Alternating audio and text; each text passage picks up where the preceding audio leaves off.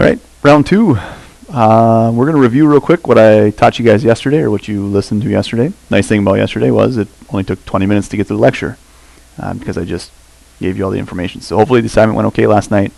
We'll start with the first one, again, in good form.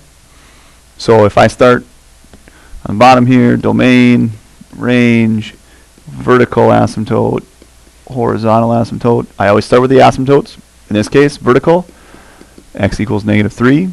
Horizontal, y equals -1. Again, if I wanted to fill in the domain and range, x is an element of the reals such that x cannot equal -3. Y is an element of the reals such that y cannot equal -1.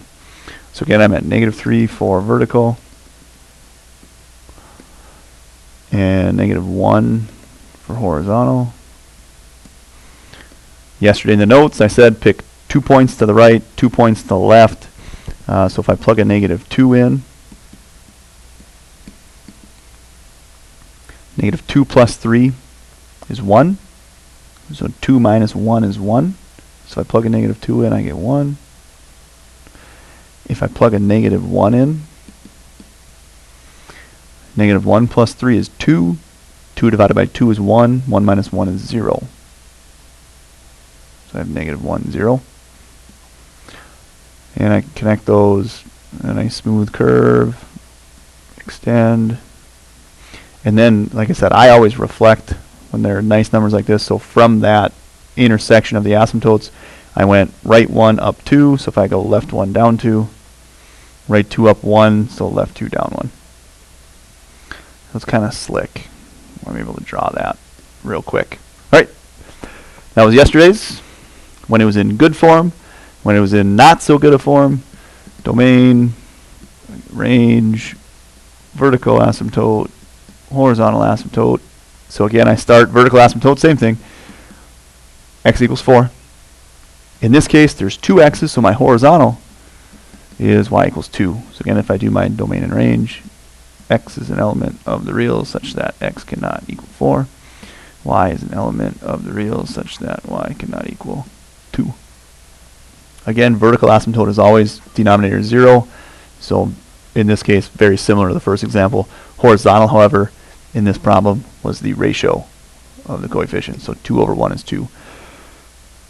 So vertical at 4.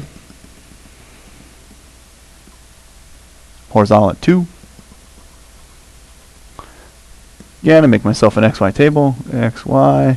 I'm going to go 2 to the right, 2 to the left. So I'm going to plug in a 5 and a 6. If I plug a 5 in, 10 plus 1 is 11. All over 5 minus 4 is 1. So I get 11 when I plug a 5 in. So I'm way off the graph. I'm up here. If I plug a 6 in, 12 plus 1 is 13 divided by 2 is 6.5. So 2, 3, 4, 5, 6.5. I'm actually going to plug one more in just because I don't know how close that quite gets. So 15 divided by 3 is 5. So 1, 2, 3, 4. That's a pretty good estimate. This one's going to stay a little far away, I guess. I mean, it'll eventually get to that asymptote, but it's going to stay pretty far away from that origin. Nice thing about this one is I can actually count those numbers out. So I was 1, 2 to the right and up 1, 2, 3, 4. So 2 to the left and down 1, 2, 3, 4. Or I was 3 and 3. So 1, 2, 3, 1, 2, 3. Again, if I make that nice smooth curve, there's the graph. So those, again, just what we did yesterday, graphing hyperbolas. Okay, today we're going to simplify. So this is section 9.4. We skipped 9.3. 9.3 is the more complex hyperbola graphing, which we do not do. We'll save that for pre-calc or calculus, depending on where you go. Goal today, 2 things. You're going to simplify rational expressions, and you're going to multiply and divide rational expressions. The key to today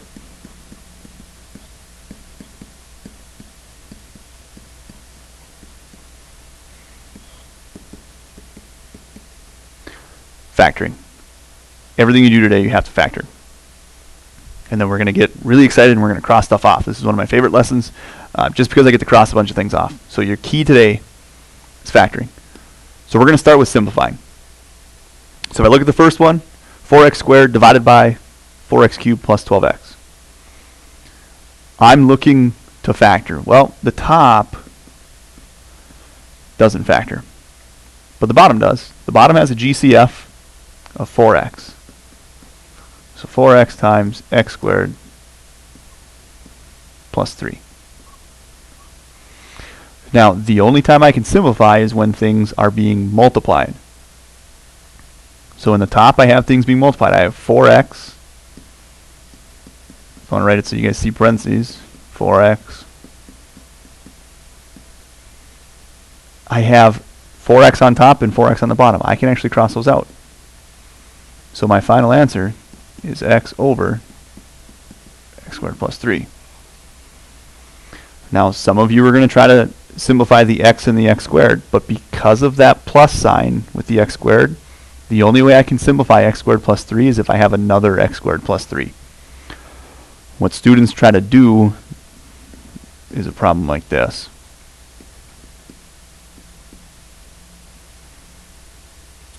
Two plus 3 over 2 plus 4. They say, oh yeah, those are 2's, I can cross those out. So I get 4 over 5, which is 0.8. However, when there's adding and subtracting involved, you can't simplify unless they are identical. They have to be exactly the same. So when I look at this problem, 2 plus 3 is 5. 2 plus 4 is 6. And if I remember correctly, I think that's like 0.83 repeating. But I could be wrong there, I don't remember. But anyway, they're not the same answer. 4/5 is not the same thing as 5/6. So when there's adding, subtracting, be very, very careful. It's a lot easier when we do a problem like the second example. I look at the top, and I'm going to factor. Factors of -6 that differ by -5. So x minus 6, x plus 1. Factor the denominator. That's a difference of squares. X plus 1, x minus 1. Again, everything is being multiplied now. So it's all multiplication. X minus 6 times x plus 1, x plus 1 times x minus 1. I have two of the same factors, x plus 1, x plus 1. So this final answer simplifies to x minus 6, x minus 1. So that's what we're going to be doing today. Simplifying, and then we're going to multiply and divide, which is very similar to this simplifying. The first multiplying that we're going to do is going to be a review of the last chapter that we just tested on. If I look at the first one, again, you should notice there's no adding, no subtracting signs. It's all multiplication. So you actually did problems like this on the last test, or the test prior to that, I guess. If you want to start this 6x squared y cubed all over 2x squared y squared times 10x cubed y to the 4th all over 18y squared, you could multiply everything together. 6 times 10, x to the 5th, y to the 7th, all over 2 times 18, x squared y to the 4th. I try to simplify my coefficients. 6 and 18, they simplify. That's a 1 and a 3. 2 and 10, they simplify. That's a 1 and a 5. So 1 times 5 is 5. And then x squared times x cubed is x to the 5th. Y cubed times y to the 4th is y to the 7th. All over 3 x squared y to the 4th. And now I look and see properties of exponents that we talked about last chapter. X to the 5th, x squared. That's going to be x to the 3rd. Y to the 7th, y to the 4th. That's going to be y to the 3rd. And I just have a 3 left in the denominator. So that's what we did before. Again, that's no difference. What we're going to do now is we're going to throw in those adding and subtracting signs. Again, the key to today is factoring. So I look at the first one. The numerator in the first fraction has a 3x. 1 minus 9x squared. And I start with a doozy right away. That's fantastic. 3x, x, both 1s. 1 plus 1 minus. So that would give me negative 3x plus x, that can give me the negative 2x. Here, 3x minus 1, x minus 1. Again, 3x times x is 3x squared. Negative 1 times negative 1 is the positive 1.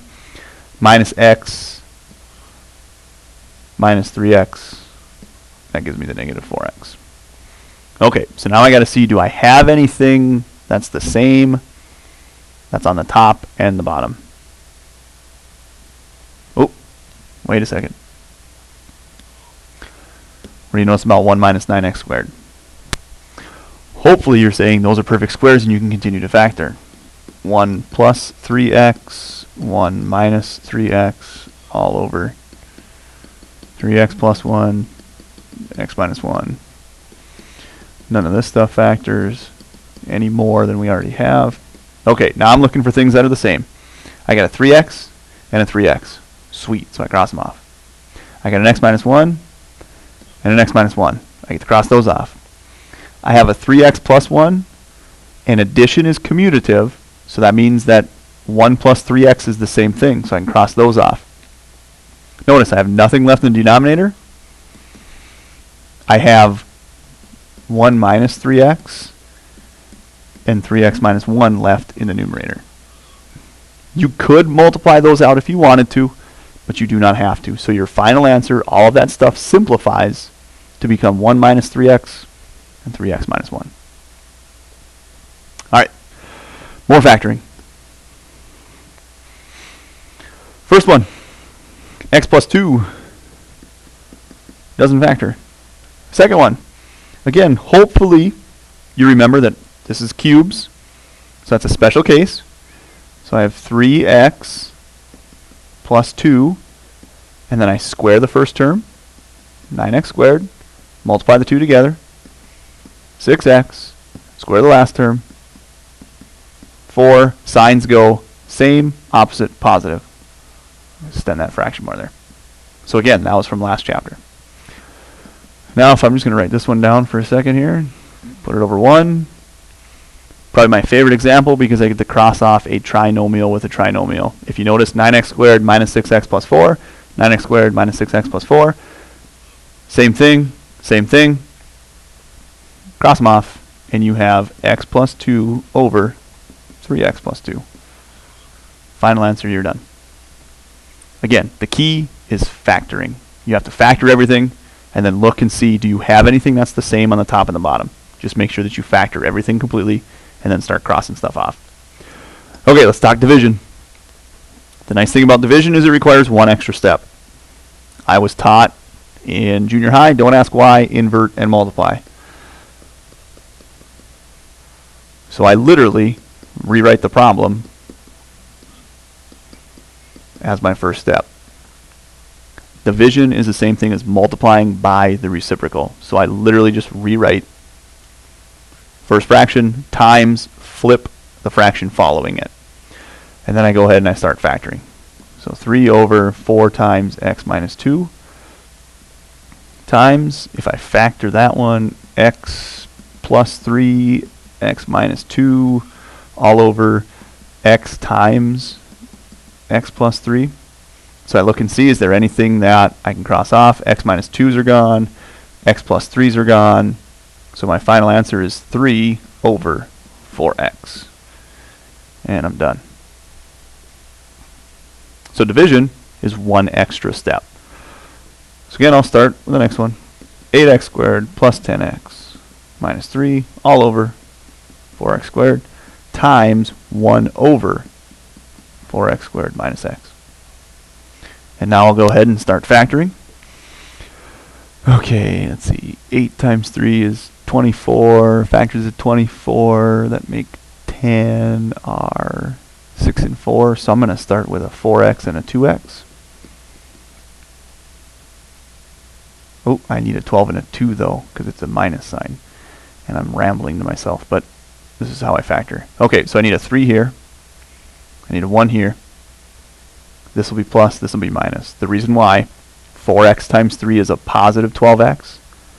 Negative 1 times 2x, there's my minus 2x. So 12x minus 2x, there's my 10x for the middle. Okay, all over 4x squared times These have an x in common. So x times 4x minus 1.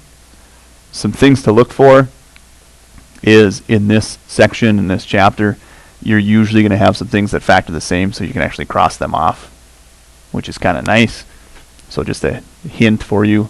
There's nothing else I can simplify, so it's 2x plus 3 over 4x. I'm actually just going to multiply these together.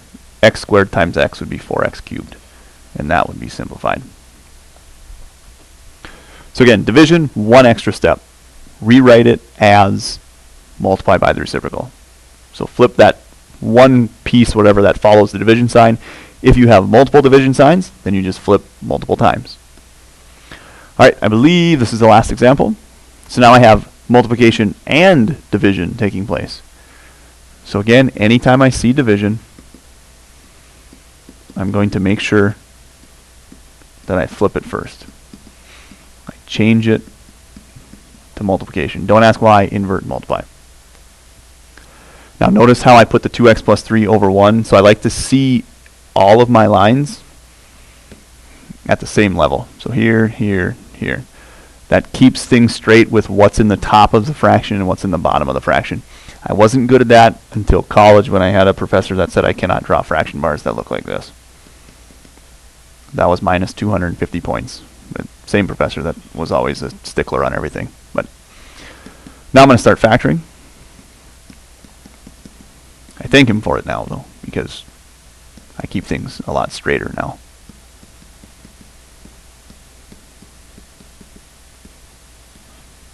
All right, everything is factored. So I look and see, is there anything I can cross off? I got an x minus 2 with an x minus 2. I got a 2x plus 3 with a 2x plus 3. And that's it. So x over 2x minus 3. And that is simplifying, multiplying, and dividing rational expressions. Key is being able to factor. So again, factor everything, and then just start crossing stuff off. That's the same on the top and the bottom. If there are pluses and minuses, they have to be identical in order for you to cross them off. So just keep that in mind. All right, there's your assignment for tonight. 558, 21 to 49 odd, and the number 52 and number 53. See you tomorrow.